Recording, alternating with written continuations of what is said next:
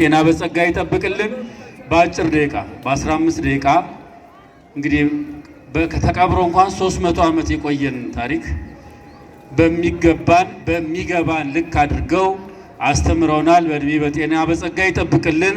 ከመስቀሉ በረከት ለሁላችን ይክፈለን። አንድ መልእክት ብቻ ልናገር። ከዚህም ከሄድም በኋላ በቤታችሁ ደመራ የምትለኩሱ ሰዎች ጫፉ ላይ የመስቀል ምልክት አድርጋችሁ ደመራ መለኮስ ተገቢ አይደለም። መስቀልን ማቃጠል አይሆንምና ደመራ መስቀልን ማቃጠል አይደለም፣ መስቀሉን ከተቀበረበት ማውጣት ነው። አንዳንዶች ችቦ ጫፍ ላይ የመስቀል ምልክት አድርገው ደመራውን የሚለኩሱት አሉ። ይህ ከሃይማኖት ትምህርት ጋር የሚጋጭ ስለሆነ ይህን ጥንቃቄ እንድታደርጉ መልእክታችን ነው።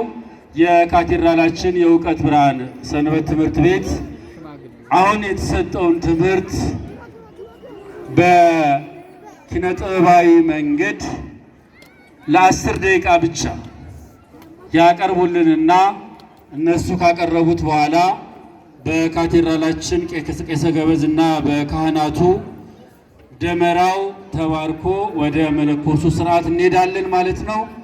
ወደ ሰንበት ቤቱ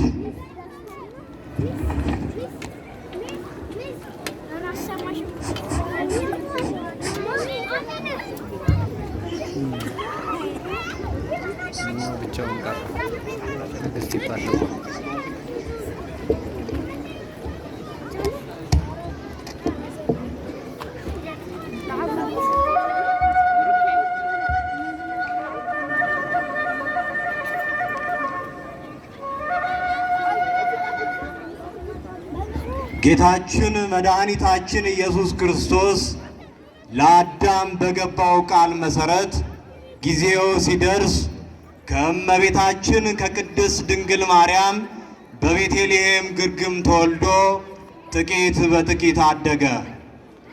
በ30 ዘመኑ በእደ ዮሐንስ በዮርዳኖስ ወንዝ ተጠምቆ ገዳመ ቆሮንቶስ በመግባት ምንኩስናን ባረከ።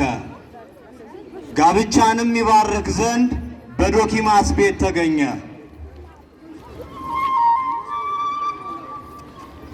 በ33 ዓመተ ምህረት የወንጀለኞች መቅጫ በነበረው መስቀል በክፉዎች አይሁድ ተሰቀለ። መስቀሉንም ቀደሰ። ጌታችን አምላካችን መድኃኒታችን ኢየሱስ ክርስቶስ የተሰቀለበት ቅዱስ መስቀል ብዙ ድንቅ ተአምራትን ያደርግ ስለነበር ክፉዎች አይሁድ ቀበሩት። በላዩ ላይም ለ300 ዓመት ገደማ ቆሻሻ ይጥሉበት ስለነበር ታላቅ ተራራ ሰራ።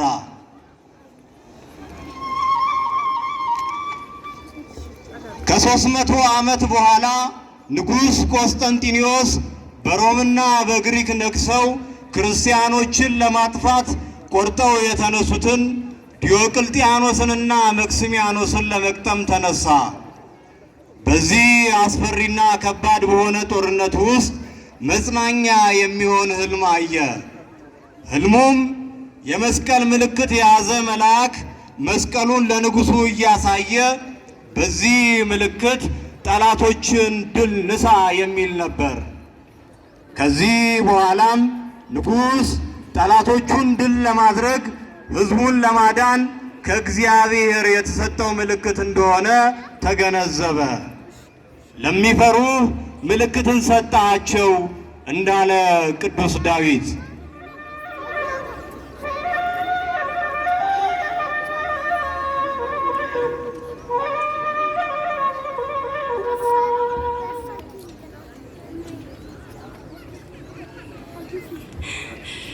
ልጄ በሰላም ተመለስክ? እንደምን አለሽ እናቴ ሆይ? በሰላም ተመልሻለሁ። የአባቶቻችን አምላክ እግዚአብሔር ይመስገን። እሰይ ተመስገን ተመስገን። እናቴ ሆይ ታስታውሻለሽ? በህልሜ ሰማይ ላይ የጌታን መስቀል እንደተመለከትኩና በመስቀሉ ላይም በዚህ ምልክት ጠላትን ድል ታደርጋለህ የሚል ጽሑፍ ተጽፎበት እንደነበር ነግሬሽ ነበር።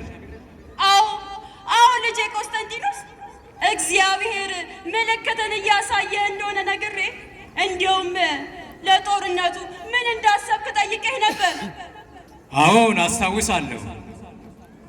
ያየሁትን የመስቀል ምልክት በሰራዊቶቼ ልብስ ላይና በፈረሶቹ ኮረቻ ላይ ቀርጬ የምንገለገልባቸውን ዕቃዎች ሁሉ የመስቀል ምልክት እንዲታተምባቸው አድርጌም ነበር።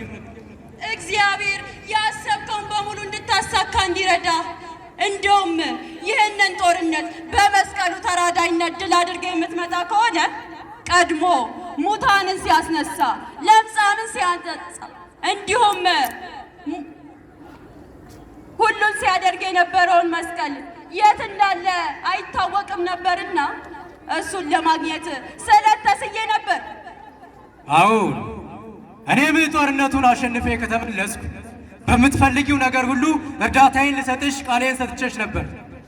እውነት ነው ልጄ ቆስጠንጢኖስ፣ እግዚአብሔር ካንተ ጋር እንዲሆን መርቄ ልኬ ነበረ፣ አስታውሳለሁ። እንግዲያውስ እናቴ እንኳን ደስ አለሽ። እግዚአብሔር በመስቀሉ ኃይል እንዳሸንፍ አድርጎኛል። ተመስገን ተመስገን። ይህን ያደረገ የአባቶቻችን አምላክ እግዚአብሔር ይመስገን።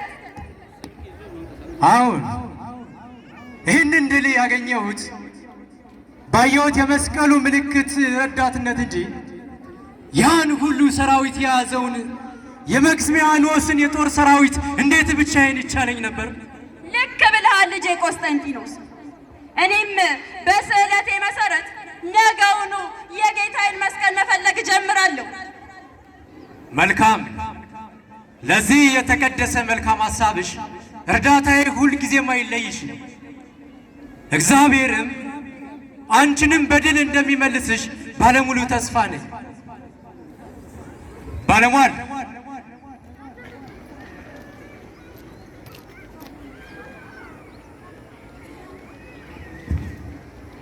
ለእናቴ የሚያስፈልጋት ነገር ሁሉ ተዘጋጅቷል። አሁን ንጉሥ ሆይ ፈረሶቹም ባለሟሎቹም ስንቁም ሁሉም ነገር ተዘጋጅቷል። አሁን የምንጠብቀው የንግሥቷን መውጣት ብቻ ነው። መልካም። እንግዲያውስ አንተም ከእርሷ ጋር ስለምትሄድ ተዘጋጅ። እሺ ንጉሥ ሆይ። እናቴ ሆይ እንደምታዩ ለአንቺ የሚያስፈልግሽ ነገር ሁሉ ተዘጋጅቷል። ጌታችን አንቺንም በድል እንደሚመልስሽ ባለሙሉ ተስፋ ነኝ። ከልብ የመነጨ መሻቴም ነው።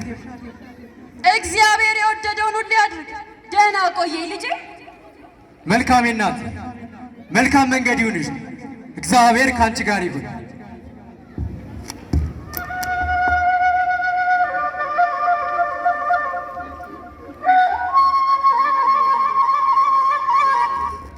ንግሥት እሌኒም መስቀሉን ፍለጋ ወደ ኢየሩሳሌም ተጓዘች። ባለሟል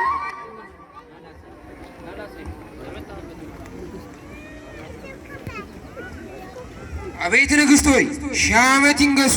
እነሆ ታዛዡ ባለሟል። የአይሁድ ሽማግሌዎችን በሙሉ ጠይቁ። አልናገርም የሚሉትን ቅጣትን ቅጧቸው ብዬ ነበር። ታዲያ ምን ፍንጭ ላይ ደረሳችሁ? ንግሥት ሆይ ምን ፍንጭ? ንግሥት ሆይ ሺህ ዓመት ይንገሱ። ምንም ማግኘት አልቻለም። እርስዎ ባዘሱን መሰረት አዛውንቶቹን ደብድበን ብናሰቃያቸውም ምንም ሊናገሩ ግን ፍቃደኛ አልነበሩ። ከእነርሱ መካከል ግን አንዱ ስለ መስቀሉ እንደሚያውቅና አልናገርም እንዳለም ነግረኖት ነበር። እርሶም ከያዛችሁ ስንቅ ላይ ብዙ ጨው ጨምራችሁ ስጡት፣ ውሃ የሚባል ነገር እንዳትሰጡት፣ የዛን ጊዜ ይናገራል ብለውን ነበር። ይኸው ትእዛዞን ፈጽመናል ንግሥት ሆይ። እና ተናገረ እንዴ? ለመናገር ፈቃደኛ ሆኗል። ነገር ግን ለንግሥት ነው የምናገረው ስላለ እዚያ መተኗል። እናስገባው ንግሥቱ? አዎ በፍጥነት አስገቡት።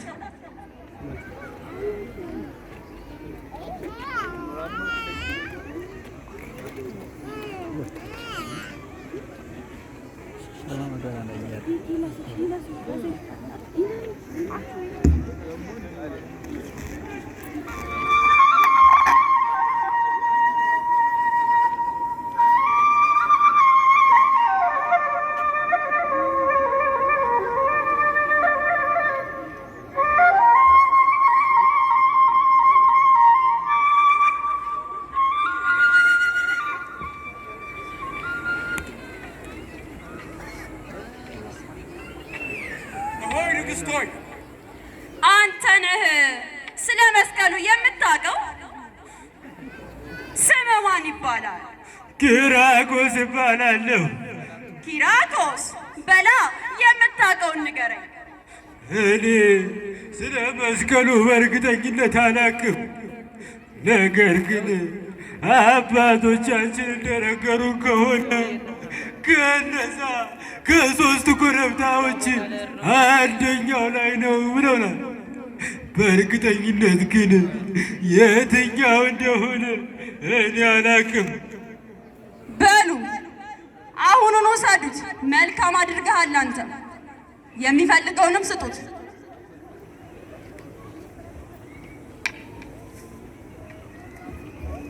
ንግሥት ሆይ ቁፋሮን እንጀምር እንዴ? ቆዩ። እነዚያን ተራሮች መቆፈር እጅጉን አድካሚ ነው። ወደ እግዚአብሔር ልጸልይና እሱ ምልክትን ይሰጠናል። እሺ ንግሥት ሆይ እንዳሉት ይደረግ።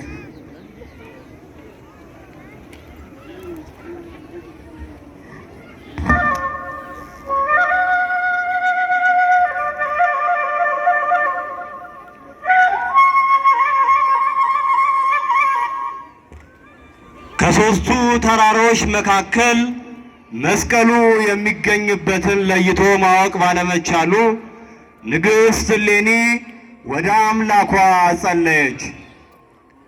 ከሦስቱ ተራሮች የቱ እንደሆነ ለመለየት በእግዚአብሔር መልአክ እርዳታ ደመራ አስደምራ ዕጣን በመጨመር ጸሎት ተደረገ። በዚህ ጊዜ የዕጣኑ ጢስ ወደ ሰማይ በመውጣት በቀጥታ ተመልሶ መስቀሉ ያረፈበት ቦታ ወይም ተራራ ላይ በመስገድ የመስቀሉን ትክክለኛ ስፍራ ለንግሥት እሌኒ አመላከታት። የእግዚአብሔርም ድንቅ ሥራ በዚህ ተገለጸ።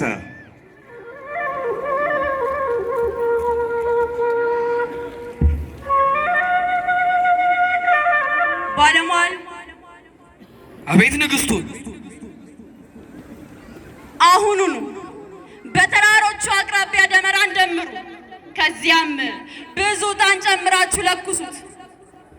ጭሱ ወጥቶ የሚያመለክተን እሱን እንቆፍራለን። ያሉትን ሁሉ እንፈጽማለን ንግሥቱ።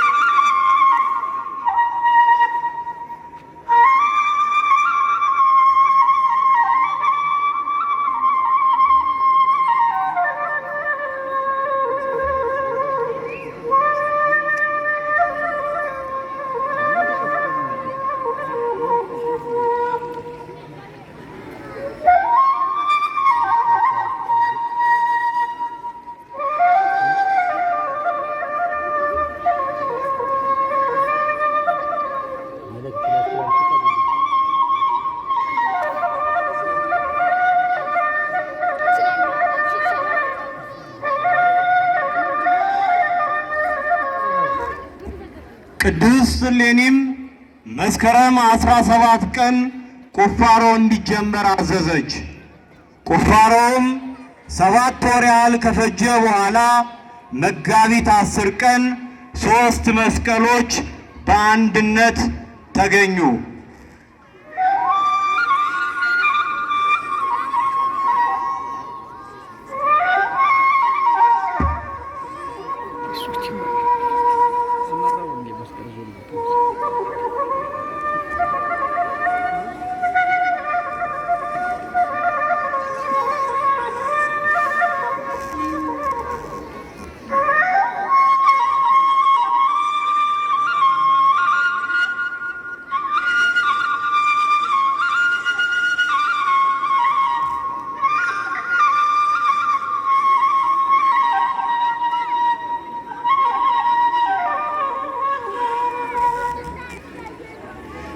ጌታችን መድኃኒታችን ኢየሱስ ክርስቶስ የተሰቀለበትን መስቀል መለየት ግን አልተቻለም ነበር።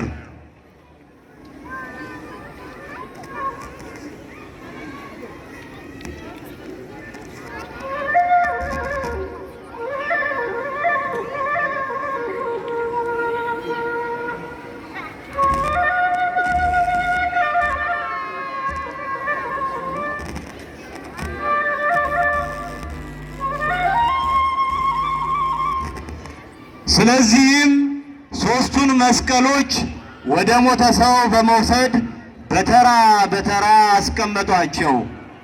ያን ጊዜ ጌታችን ኢየሱስ ክርስቶስ የተሰቀለበት መስቀል የሞተውን ሰው በማስነሳቱ መስቀሉ ተለየ፣ ተአምሩም ተገለጸ።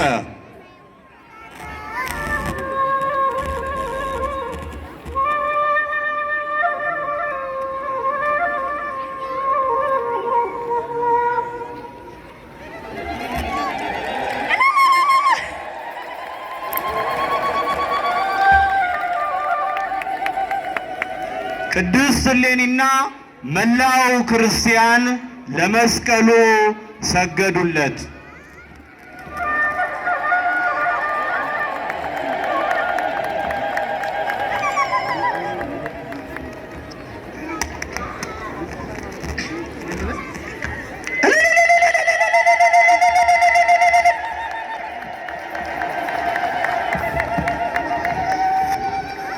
የመስቀሉ በረከት ለሁላችን ይድረሰን። እንዲህ ያለ ጸጋ የምታገኙበት የቤተ ክርስቲያንን ትምህርት ለመማር የካቴድራላችን ንቃተ ብርሃን ሰንበት ትምህርት ቤት